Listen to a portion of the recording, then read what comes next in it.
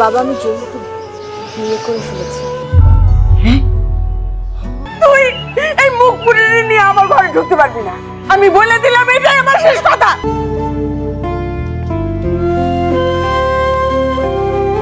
আর বিয়ের আগে মেয়েদের বাইরে বাইরে বেশি ঘোরা ঠিক না, তাড়াতাড়ি চলে আসবি। একদম ঠিক আছে। শার্ট কার? যদি আমি আমার পোলারে বিয়া করাই তাহলে একমাত্র আমি যে মেরে। আমি যদি একটা কথা বলি তুমি কি রাখবা?